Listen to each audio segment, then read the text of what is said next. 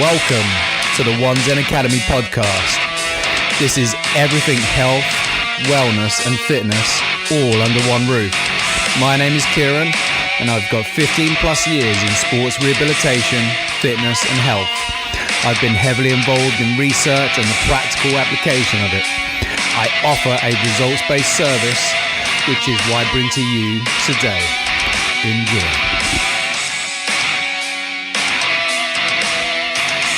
Welcome to the One Zen Academy podcast. My name's Kieran. I'll be your only host for today in this solo cast. So please stick with me. I know I haven't got the best radio voice, but that's cool. Yeah, we can handle that. I promise you, I will deliver some knowledge bombs, and that will keep you interested.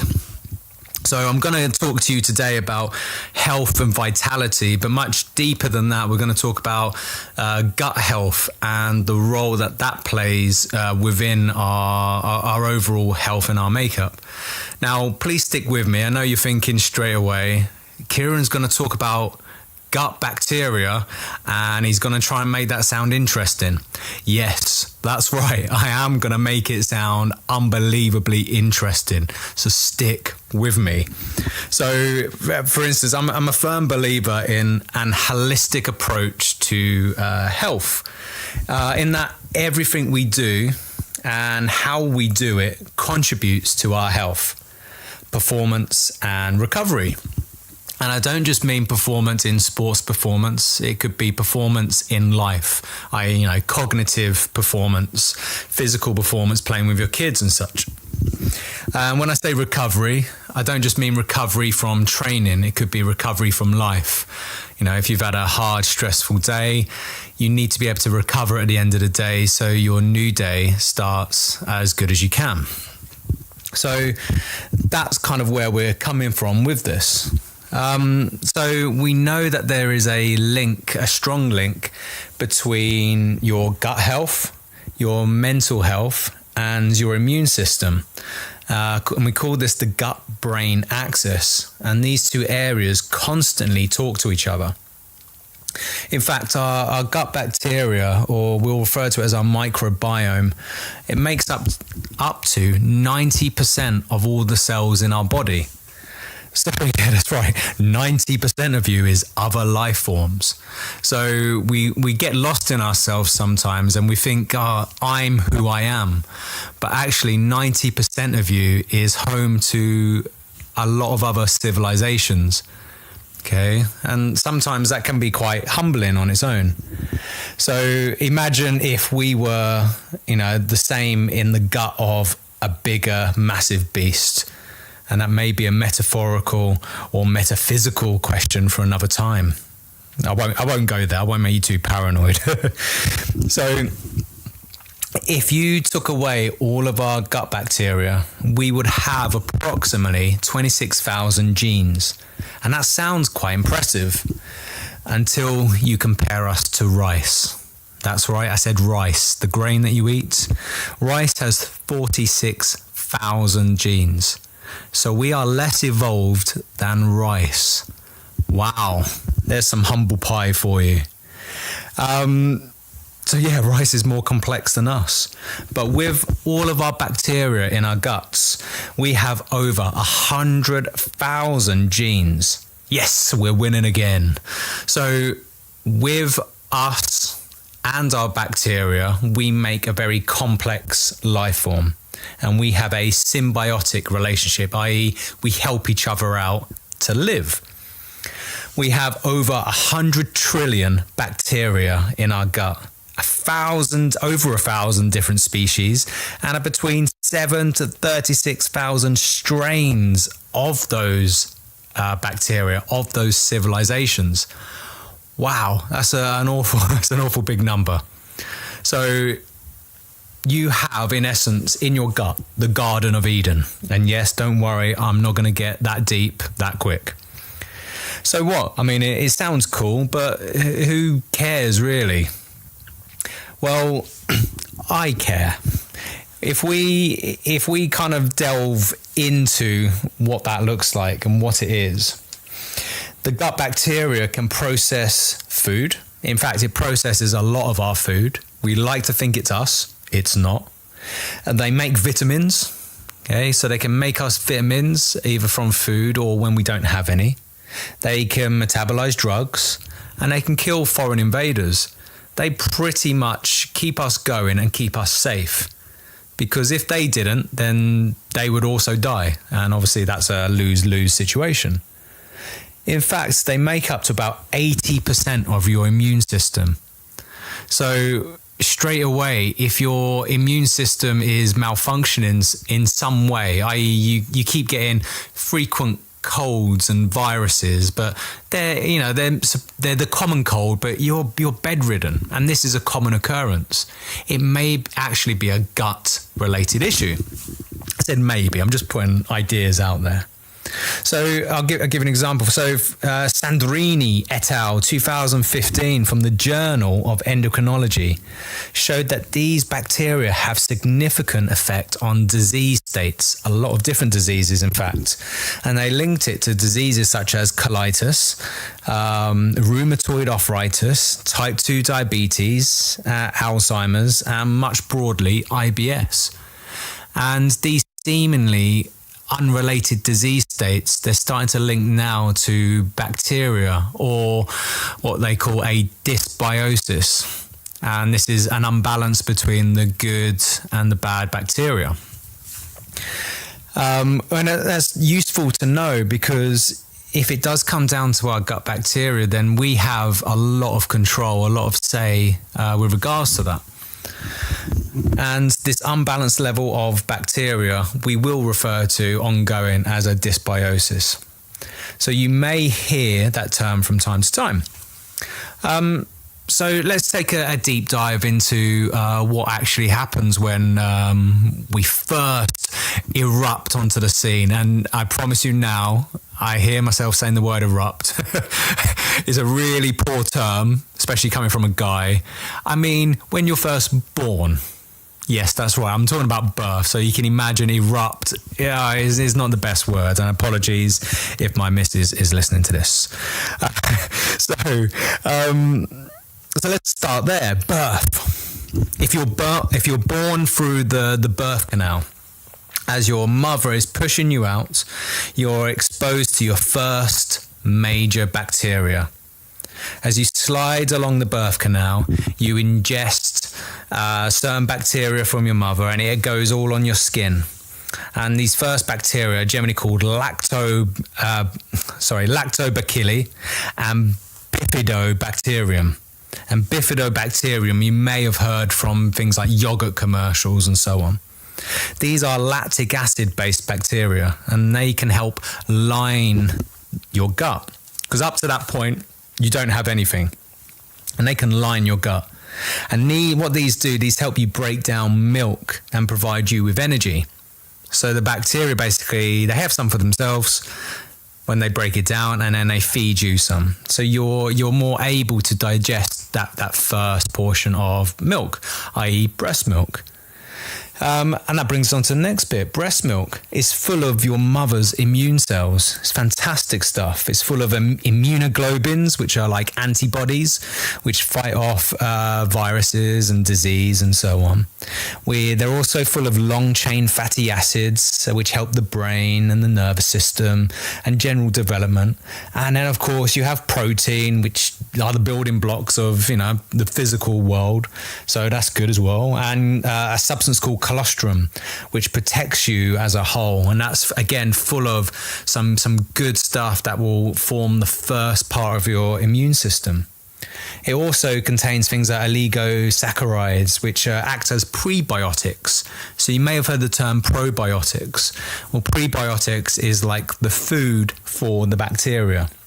And of course, we want to keep the food coming for the bacteria that we have, because we want them to improve, we want them to evolve with us. Okay, so if you're born by C-section, I've heard that they actually take birth canal swabs and they put it in the gums of the infant, because it's so crucial to develop that first part of your immune system, and that's becoming quite a common practice. Worth knowing, to be fair. So as you grow, you're exposed to various bacteria, some good for you, some not, as I'm sure we can guess.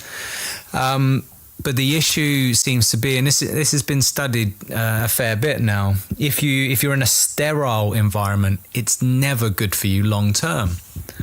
And why is that? Well, your immune system is a learning adaptive system. So it responds to things. It doesn't suddenly just become good. Okay, it grows with you and learns as you learn. So having enough exposure to different things throughout your life is crucial.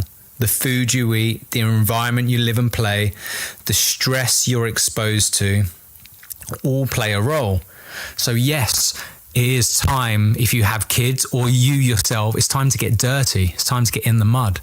That's where the good bacteria is, or at least enough to expose yourself that your body responds, your immune system responds, learns and grows with it. Okay. I mean, some would argue I'm constantly dirty and messy and I'm never ill, which is great. Well, that's what I like to say to myself anyway, but you never know.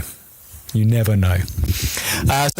So let's take a deeper dive for example, the influence on health, the possible links to mental illness such as depression. Depression, what is the actual link?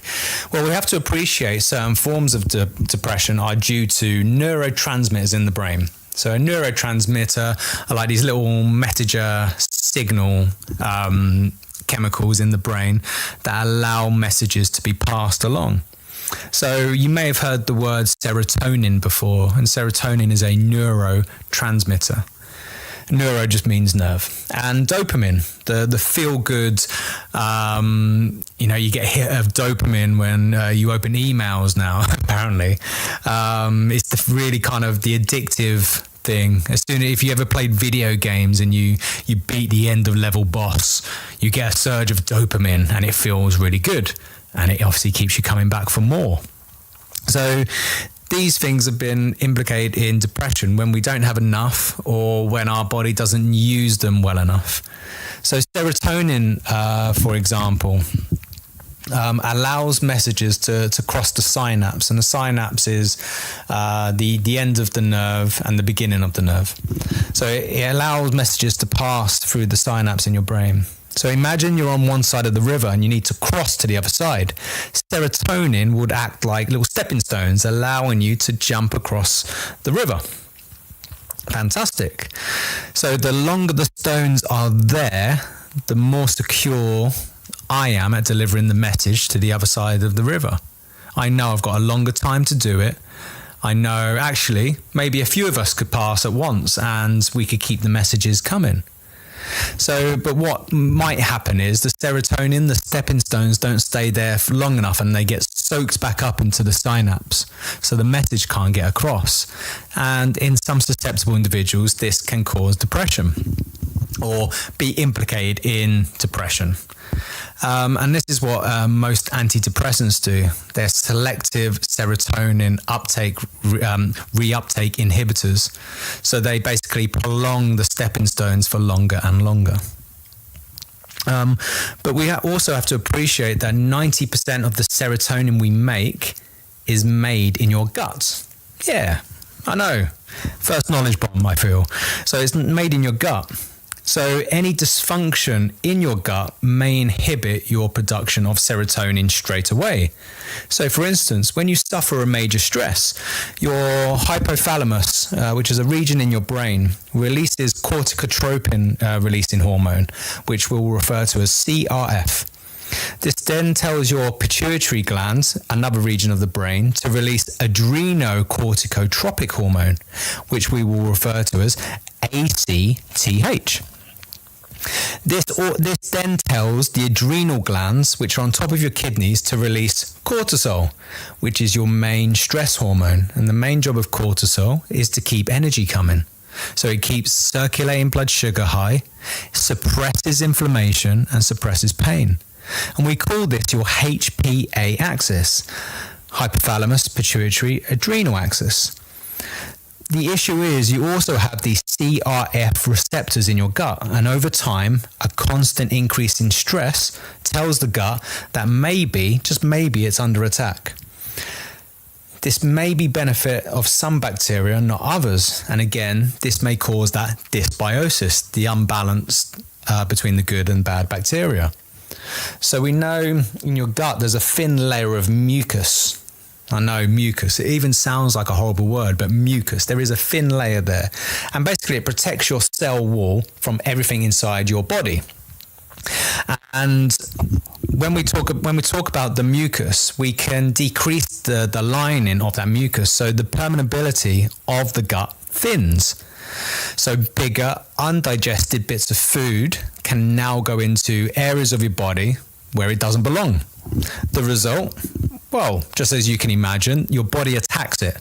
So you get gut inflammation, maybe pain, and we may refer to this as leaky gut or leaky gut syndrome. Jagmag et al. 2016 from Trends in Clinical Research. Don't ask me how I remember this. I just do. Explain that depression it responds to changes in our gut flora. So for instance, in animal models, mood, anxiety and depression can all be increased with certain bacteria while others alleviate it. I know. They used they looked at Bifidobacterium infantis. I love these names. It has been shown to reverse your HPA axis, which was your stress response, and reverse depression, just that one bacteria.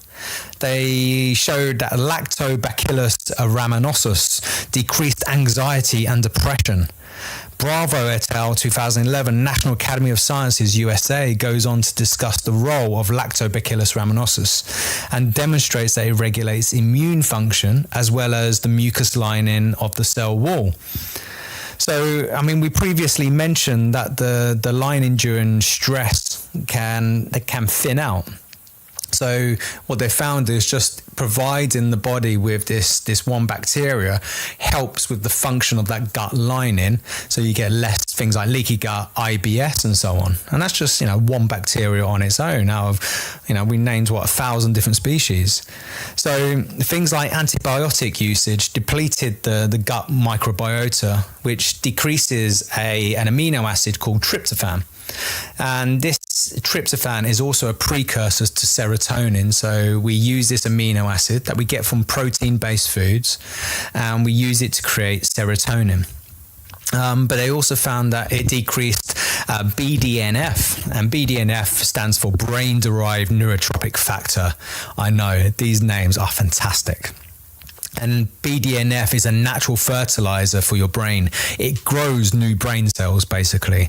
So the more you can have of this, the more cognitive function you may get.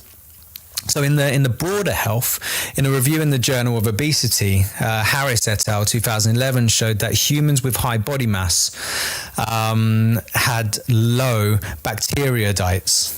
Bacteroidetes basically break down food and provide us with nutrients. So they're basically a whole group of bacteria. They also had high firmicutes, and forgive me, I probably pronounced that wrong, but it's I'm gonna go with firmicutes. These allow more energy to be taken from food. So straight away, they found that people with obesity related states, and with obesity they are looking at high BMI, so they're not necessarily looking at body fat or anything like that, but they found that they're able to harvest more energy but take less nutrients. And in other studies, it has varied somewhat. So they didn't find that in every single study, I need to point out. But as I'm sure you're aware, obesity isn't just a bacteria issue. It may be one factor we just haven't considered amongst many. And I'm sure you can appreciate that. It probably helps if you have some of the good bacteria that can help you out. It's a team game. Everyone counts. But these bacteria can actually harvest up to 15% more calories from food. 15% more from an area that you wouldn't normally harvest calories from, and that's non-starch polysaccharides, i.e. fiber. And we don't normally digest fiber, but this particular strain of bacteria can actually harvest a lot more for you. Ouch. The point of all this is to really look after your microbiome, and they will look after you. They're a bigger part of you than you yourself. So how can we provide them with resources? How can we create a better microbiome, so to speak? So eating things like fermented foods such as full fat yogurts, kefir, sauerkraut, kimchi, they're all useful. I personally like full fat Greek yogurt in the morning with some blueberries, some walnuts, some cashews, maybe some pumpkin seeds, and that fills me up, to be fair. I may have an extra bit of protein base with it, but I tend to find I get enough protein from the yogurt, the walnuts, the cashews, and the seeds and such, and I'm still getting the good bacteria in my gut. I'm a big fan of sauerkraut, pickled cabbage, and about twice a week I'll drink some kefir, which basically just tastes like a drinkable yogurt. My only advisement on that, though, is a bit of caution, is if you suffer from allergies such as hay fever. At certain times of the year, we may overproduce things like histamine, and fermented food can, unfortunately, temporarily increase histamine. Not by a lot, but it may make the difference in terms of exacerbating your hay fever symptoms. So it's just kind of take it with a pinch of salt. If you are having fermented foods because you want to input some good bacteria, but your hay fever gets worse, just lay off it for a bit. And towards the end of this, we'll talk about other ways of improving gut health. So all is not lost, I promise. But it's worth considering, because I don't know about you, but I get early onset hay fever and I want to rip my eyeballs out.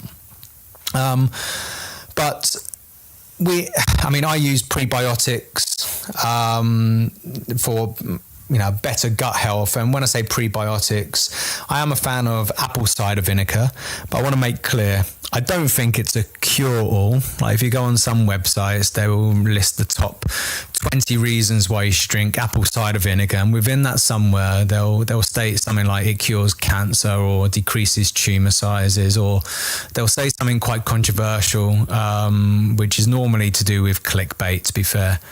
I'm not necessarily against those websites, and I know they mean well, but sometimes you kind of feel people with hope in their most fearful situation.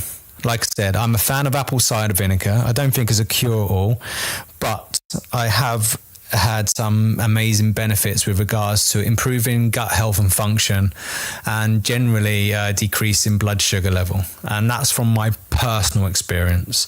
I've got no references. I have read it in various places, but I sometimes experiment on myself, and that's just personally what I found. And obviously the top one out there is Bragg's apple cider vinegar, which everyone raves about, and actually doesn't taste too bad. You can make a little tonic out of it. I put a tablespoon of apple cider vinegar in a glass, top the rest up with water, and I may add a little bit of honey just to take the edge off it, because it's a bit sour. So and that's how I will take it. There's in one of the shops I go to, they sell a ginger beer, and it's quite a light ginger beer, but it has apple cider vinegar in it and kombucha, I think it is, and it actually tastes phenomenal. I love it. But yeah, obviously I'm getting a bit hungry, and I can't stop thinking about it now. So let's crack on before I break for lunch. Now, fiber. If we get fiber from a variety of different plants and vegetation, this would be an ideal way of helping out the gut bacteria. Now, I think the general guidelines are 5 a day. When it says 5 a day, it sounds like a lot. To be fair, it should be 10 a day. Okay, we've successfully destroyed the soil, and the soil that we grow things in just isn't developing enough nutrients as it used to. So it should be 10 a day. And bear in mind, a portion is the palm size of your hand. So like 2 to 3 bits of broccoli is a portion. 2 to 3 bits of cauliflower is a portion. So it may not be as bad as you think it is. Okay, so what else? So a variety of plant sources, vegetation, lots of colours, organic if possible. I don't know about you, I don't really like the thought of pesticides, herbicides and fungicides sprayed all over my food, but hey ho, that's just me. So let's get ready. Let's go in for that deep dive that I know you're desperately waiting for. So here we go. Are you ready? Min Kao 2015 released a review in the Frontiers of Psychology, and he showed how the environment affects our health. So we know that getting into forested areas is not just good for us, it's fantastic for us. Plants generally give off phytonicides, which are antimicrobial chemicals that have been shown to lower blood pressure. Don't believe me? Go into the forest yourself with a blood pressure monitor and see how you get on. You don't have to believe me, but it is well researched. Moving water in the forests and mountain areas give off negative air ions, which has been shown to reduce depression. Again, this has been studied dramatically. There's a bacteria called Mycobacterium, which when ingested boosts our immune system. And this is generally, it's like a general bacteria around forested areas that if you're in forest areas, you will naturally ingest. So basically get your hands dirty in woodland forest areas and reap the rewards. You know, why not? Just getting outside for a walk and allowing sun to touch your skin improves your health. And I know in our previous podcast with health and wellness trainer Lewis Dutch, even he mentioned this as one of those simple things that you can do on a daily basis. Get outside, allow either the sun to touch your skin, get some rain on your skin. Again, the rain is full of good bacteria, you know, that will hit your skin, get into your mouth and so on. I know it sounds disgusting, but I promise you it makes a massive impact. What I would say is when this happens, when you get outside, you can actually reduce inflammation, reduce elevated blood glucose, and both of which are markers for type 2 diabetes. Okay, just getting into a forested area, a mixture of environment, a mixture of the elements on your skin, in your mouth, on your hands, will reduce all of these things. And again, don't believe me, you know, be the N=1, do it yourself. Okay, give it a go. There was a massive study of 345,000 people living in greener areas such as small villages and hamlets, etc. And when they accounted for like socioeconomic status, they still showed a 20% decrease in dying from diseases such as coronary heart disease, strokes and heart attacks, as well as type 2 diabetes. A 20% decrease just on where they lived, even when they accounted for how much money they had, which is massive. You won't get numbers like that anywhere, you know, increasing your chance of living by 20%. Extended time in nature, i.e. like 2+ hours, decreases inflammatory cytokines. And cytokines are basically like markers in your blood that show the rate of inflammation. And they decrease these by half compared to people living in cities or built up areas.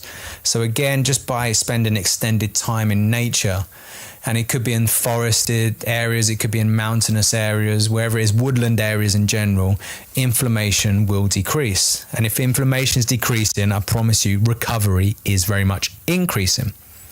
So if it's not obvious by now, you are literally what you eat. You are literally the environment in which you breathe in. You become those things. It becomes the product of your life, your food, environment, how you experience life, how you perceive stress, all have massive impacts for your health. It isn't just about the food. I promise you, it's definitely not just about the calories. I know there's a lot of emphasis on weight loss and it's calories in, calories out. And that's great on paper. It really is great on paper.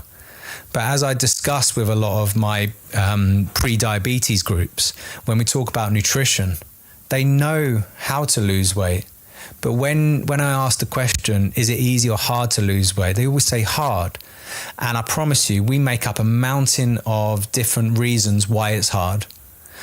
And this is what most studies fail to indicate. And this is why there's such an ideological presence within weight loss, weight management, and so on, is because the more science academics will say, well, we just eat less, move more. And that's great.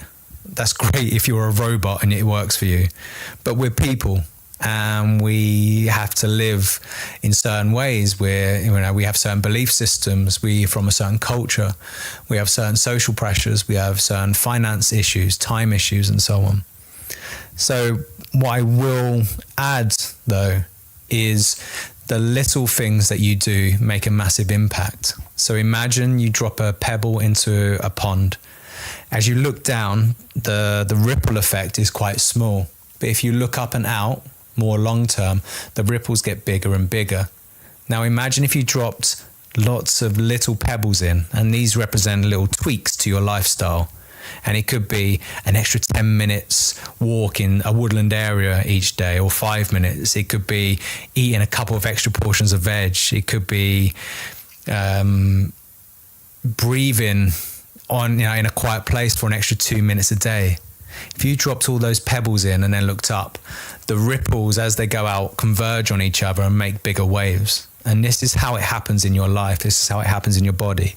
It's little things that we do create massive impacts in the future. So I would strongly suggest that we eat for nutrition, eat for health, and not take the reductionist view or a loss in something, i.e. weight loss. You need to get rid of, or you need to reduce. I used to be a lot bigger in my teens and early 20s, and I lost a massive amount of weight by not reducing things, but by increasing things such as vegetables, protein. By default, I decreased things. But we have to work with ourselves. We have to work with our brains, basically. My impulses were saying, eat chocolate, eat high calorie foods. It doesn't matter me fighting it, which is what most people do. So I found a workaround. I ate more of something, satisfied that impulse, satisfied that requirement for what was in essence nutrition. And by default, I ate less. So it comes back round to, yes, you are right. Don't ingest more calories than you're burning, and you'll lose weight. And that's what I did, but I just did it in a slightly different, more realistic way. So when you eat for nutrition, when you eat for health, your body will get rid of the things it doesn't need. So what does it look like? Well, eating enough protein. So most people should eat between 1 gram to 1.2 grams per kilo of body weight. So that 1 gram, if you weighed 80 kilos, you'd have 80 grams a day, and so on. So you break that up into how many meals you have throughout the day, and it may then just work out to 2 chicken breasts and a handful of nuts here and there. It could be that simple. I'm being quite blasé about it, but it can be quite that simple. We need to make sure that we drink enough water. So ideally filtered water. In an ideal world, but in the UK, I can't speak for other countries, but in the UK, the tap water is okay. It's not the best, but it's better than most. But filtration device where possible. And we are looking about 0.033 times your body weight in kilos. And this will give you your liters that you need per day. So that's 0.033 times your body weight in kilos. So for me, I think it works out as 2.7 liters a day. And then if you're doing any physical activity, you're looking at about 150 to 200 milliliters extra per 15 minutes of activity. So for me, if I was going to the gym, I would probably need an extra liter of water per day. going to the gym. So for me, it's then 3.7 litres a day, which sounds like a lot. But if you spread it out throughout the day, it's actually quite easy, to be fair. If you're thinking at this moment, oh, I hate water, I can't stand it. Well, water is water. I promise you'd miss it when it's gone. But on an added note, you can't absorb your water-soluble vitamins without water being present. So you need to make sure you stay hydrated. Otherwise, you can say goodbye to your B vitamins and vitamin C.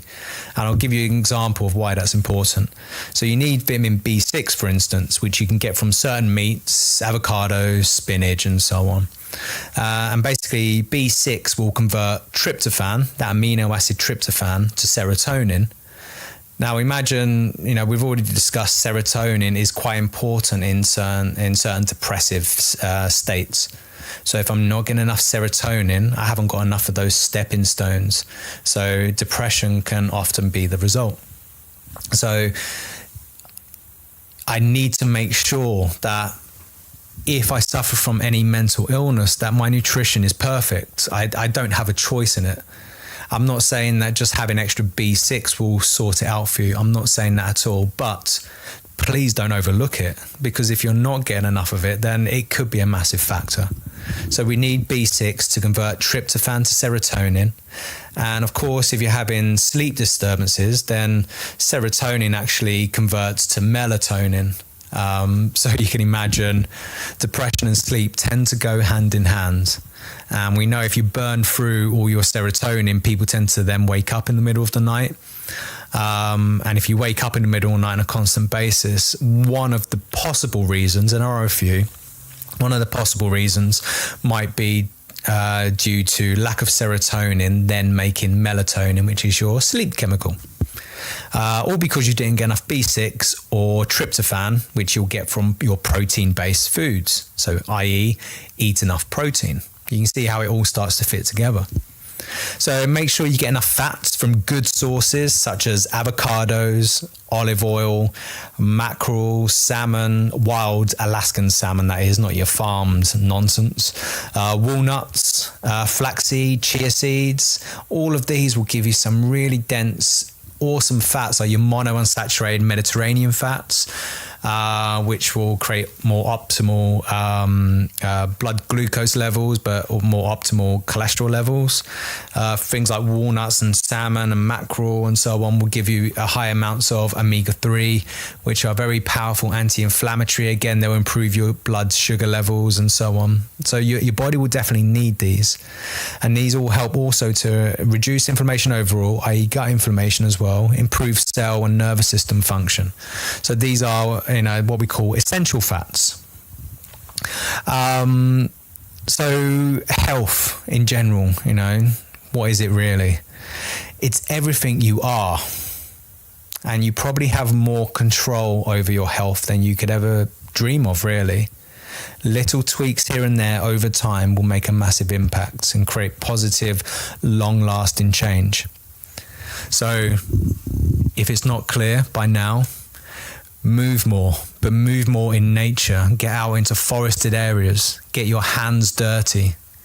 Eat a good deal of variation in your vegetation, i.e. your vegetables. Okay, more colors, the better. 10 a day is preferable. Make sure you're eating enough protein from good quality sources.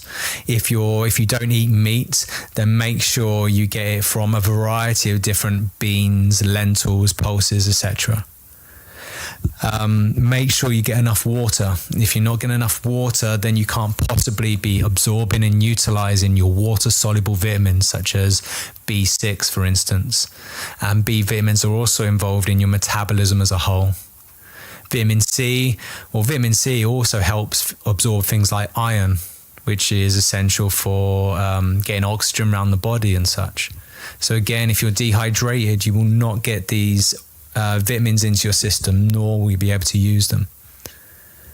Getting sunlight on your skin, getting dirt on your hands, ingesting some good bacteria, exposing yourself to those elements.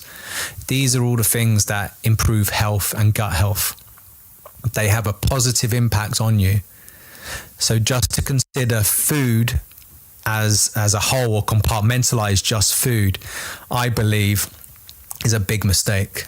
I believe if you're just looking at food and you compartmentalize and you just look at exercise and you compartmentalize and just look at meditation, you compartmentalize, just look at that one thing, you're kind of missing the big picture, which is the big picture.